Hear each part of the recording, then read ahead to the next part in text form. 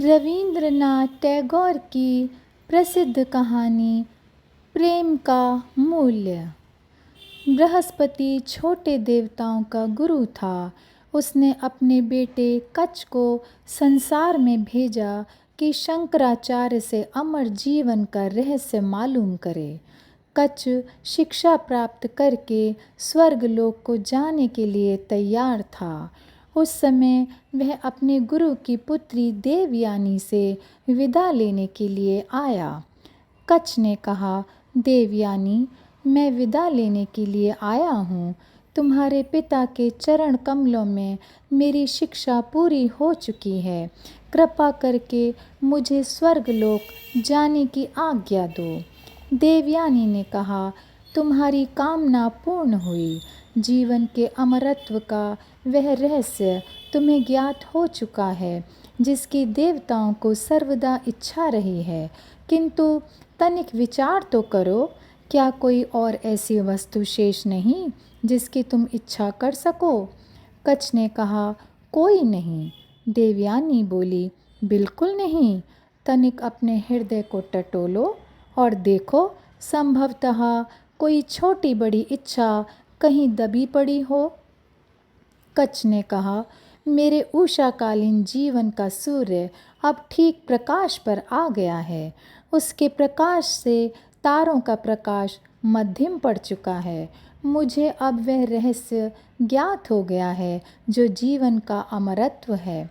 देवयानी बोली, तब तो संपूर्ण संसार में तुमसे अधिक कोई भी व्यक्ति प्रसन्न ना होगा। खेद है कि आज पहली बार मैं यह अनुभव कर रही हूँ कि एक अपरिचित देश में विश्राम करना तुम्हारे लिए कितना कष्टप्रद था। यद्यपि यह सत्य है कि उत्तम से उत्तम वस्तु जो हमारे मस्तिष्क में थी तुमको भेंट कर दी गई है। कच्छ ने कहा, इसका तनिक भी विचार मत करो और हर्ष सहित मुझे जाने की आज्ञा दो। देवयानी बोली, सुखी रहो मेरे अच्छे सखा। तुम्हें प्रसन्न होना चाहिए कि यह तुम्हारा स्वर्ग नहीं है। इस मृत्युलोक में जहाँ तृषा से कंठ में कांटे पड़ जाते हैं, हंसना और मुस्कुराना कोई ठिठोली नहीं है।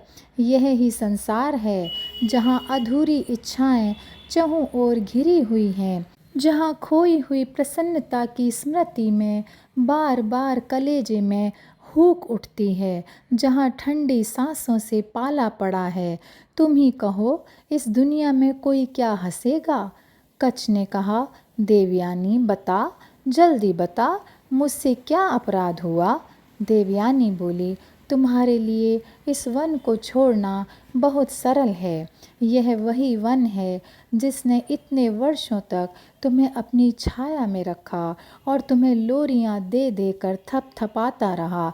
तुम्हें अनुभव नहीं होता कि आज वायु किस प्रकार क्रंदन कर रही है? देखो, वृक्षों की हिलती हुई छाया को देखो, उनके कोमल पल्लवों को निहारो। वे वायु में घूम नहीं रहे, बल्कि किसी खोई हुई आशा की भांति भटके भटके फिर रहे हैं। एक तुम हो कि तुम्हारे होठों पर हंसी खेल रही है, प्रसन्नता के साथ विदा हो रहे हो। कच्छ ने कहा, मैं इस वन को किसी प्रकार मातृभूमि से कम नहीं समझता, क्योंकि यहाँ ही मैं वास्तव में आरंभ से जन्मा हूँ। इसके प्रति मेरा स्नेह कभी कम ना होगा। देवयानी बोली, वह देखो, सामने बड़ का वृक्ष है जिसने दिन के घोर ताप में, जबकि तुमने पशुओं को हरियाली में चरने के लिए छोड़ दिया था, तुम पर प्रेम से छाया की थी। कच्छ ने कहा, ऐ वन के स्वामी, मैं तुम्हें प्रणाम करता हूँ। जब और विद्यार्थी यहाँ शिक्षा प्राप्ति हेतु आए और शहद की मक्खियों की भनभनाहट और पत्तों की सरसराहट के साथ साथ तेरी छाया में बैठकर अपना पाठ दोहराएं, तो मुझे भी स्मरण रखना। देवयानी बोली, और तनिक वनमती का भी तो ध्यान करो, जिसके निर्मल और तीव्र प्रवाह का जल प्रेम संगीत की एक लहर के समान है। कच्छ ने कहा, आहा, उसको बिल्कुल नहीं भूल सकता। उसकी स्मृति सदा बनी रहेगी। वनमती मेरी गरीबी की साथी है। वह एक तल्लीन युवती की भांति होठों पर मुस्कान लिए अपने सीधे सीधे गीत गुनगुनाते हुए निस्वार्थ सेवा करती है। देवयानी बोली, किंतु प्रिय सखा, तुम्हें स्मरण कराना चाहती हूँ कि तुम्हारा और भी कोई साथी था जिसने बेहद प्रयत्न किया कि तुम इस निर्धनता के दुख से भरे जीवन के प्रभाव से प्रभावित ना हो।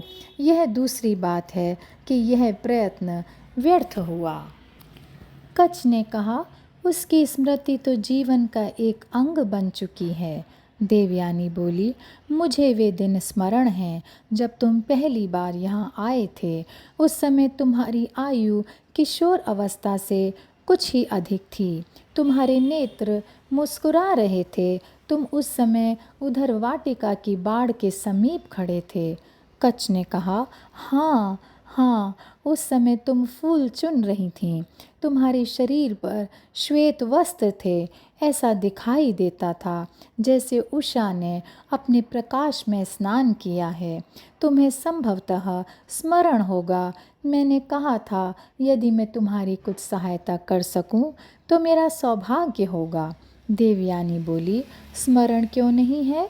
मैंने आश्चर्य से तुमसे पूछा था कि तुम कौन हो, और तुमने अत्यंत नम्रता से उत्तर दिया था कि मैं इंद्र की सभा के प्रसिद्ध गुरु बृहस्पति का सुपुत्र हूँ। फिर तुमने बताया कि तुम मेरे पिता से वह रहस्य मालूम करना चाहते हो जिससे मुर्दे जीवित हो सकते हैं। कच्छ ने कहा, मुझे संदेह था कि संभव है तुम्हारे पिता मुझे अपने शिष्य रूप में स्वीकार ना करें। देवयानी बोली, किंतु जब मैंने तुम्हारी स्वीकृति के लिए समर्थन किया तो वह इस विनती को अस्वीकार न कर सके। उनको अपनी पुत्री से इतना अधिक स्नेह है कि वह उसकी बात टाल नहीं सकते। कच्छ ने कहा, और जब मैं 3 बार विपक्षियों के हाथों मारा गया तो तुम्ही ने अपने पिता को बाध्य किया था कि मुझे दोबारा जीवित करें। मैं इस उपकार को बिल्कुल नहीं विस्मृत कर सकता। देवयानी बोली, उपकार?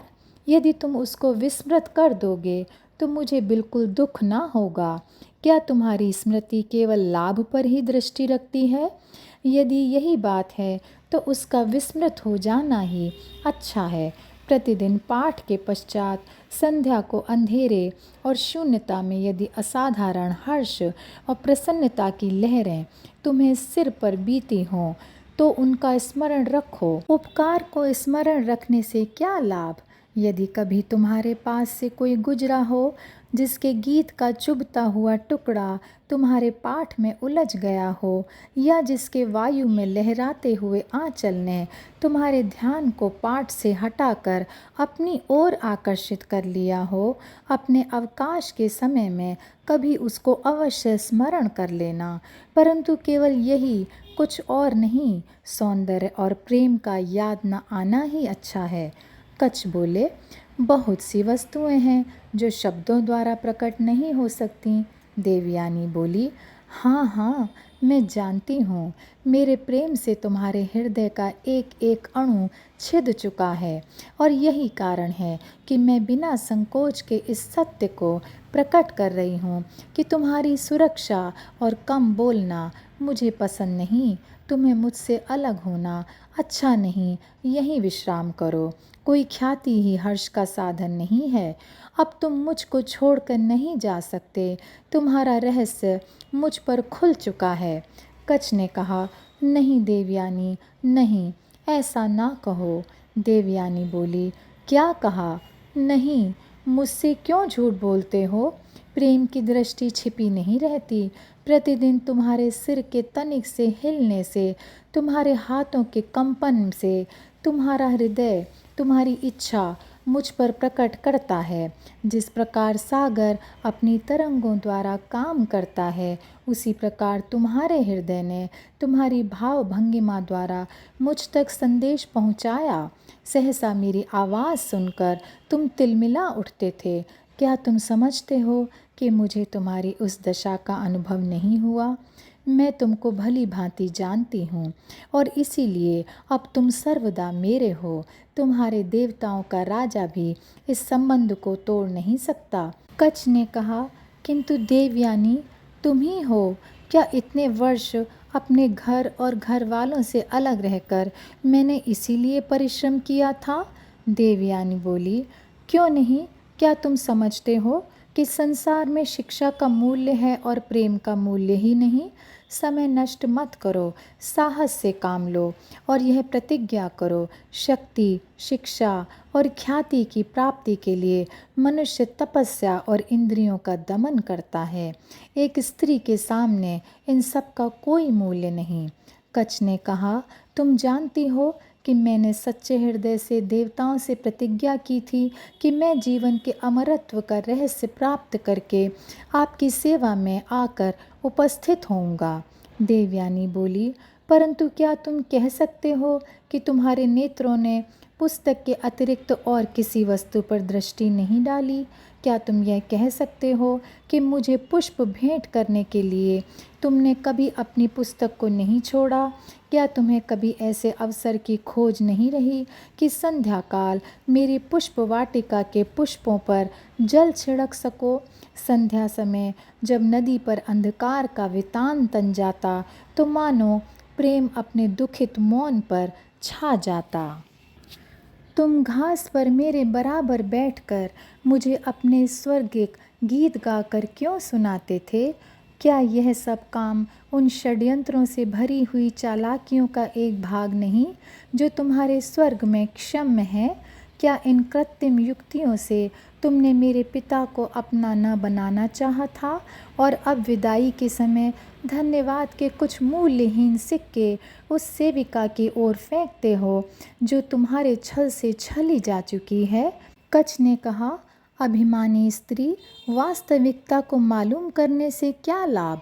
यह मेरा भ्रम था कि मैंने एक विशेष भावना के वश तेरी सेवा की और मुझे उसका दंड मिल गया, किंतु अभी वह समय नहीं आया कि मैं इस प्रश्न का उत्तर दे सकूं कि मेरा प्रेम सत्य था या नहीं, क्योंकि मुझे अपने जीवन का उद्देश्य दिखाई दे रहा है।